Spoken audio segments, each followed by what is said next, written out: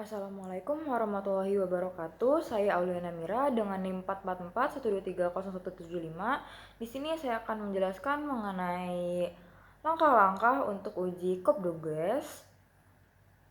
Di sini langsung saja ke langkah-langkahnya. Yang pertama yaitu kita buka dulu aplikasi SPSS-nya. Lalu kita beralih ke Excel untuk mengcopy data.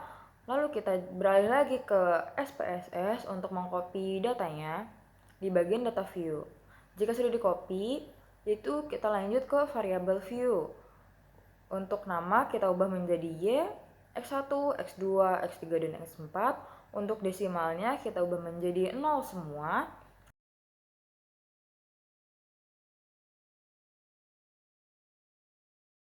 Lalu di bagian labelnya kita ganti namanya tergantung yaitu dari nama si variabelnya. Nah, untuk variabel Y yaitu ada produksi padi. Untuk X1 itu ada luas lahan, X2 ada benih, X3 ada pupuk, dan terakhir X4 yaitu ada tenaga kerja. Lalu untuk di bagian measure kita pastikan berubah menjadi scale semua. Lalu jika sudah kita beralih ke transform, di bagian target variable kita tulis len Y, dan di bagian numeric expression kita tulis len dalam kurung Y, dan di function group kita pilih all, dan di function and special kita pilih len. Jadi hal ini terus berubah sampai X4 sudah diinput.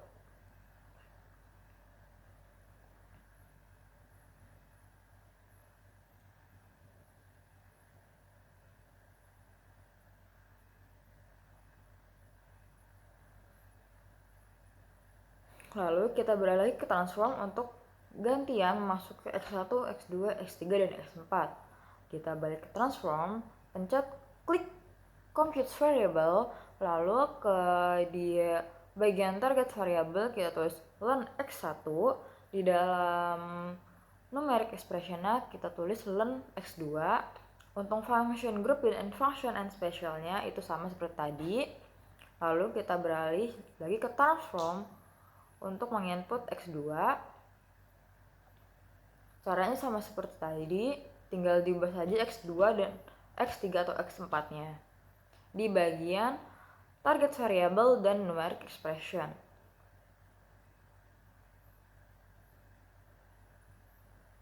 Jika sudah, klik OK semuanya.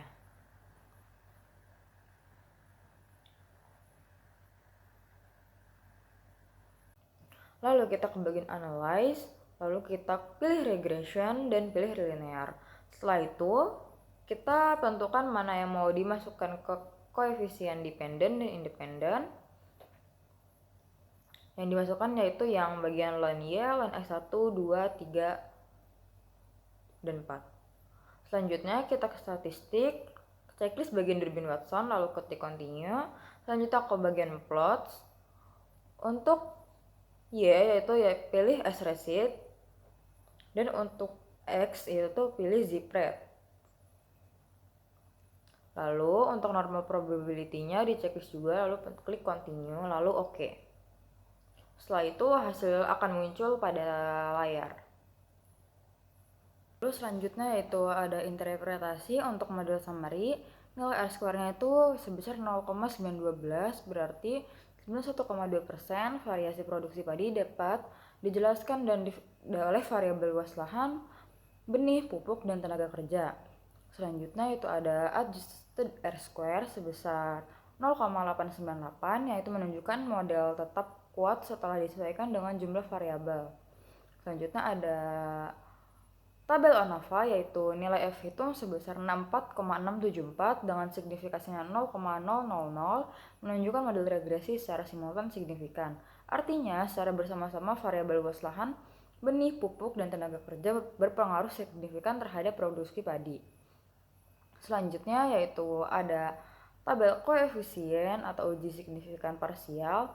Variabel luas lahan len X1 berpengaruh signifikan terhadap produksi padi karena nilai signifikansinya 0,001 kurang dari 0,05. Koefisien sebesar 0,857 berarti setiap peningkatan 1% pada luas lahan akan meningkatkan produksi padi sebesar 0,857%.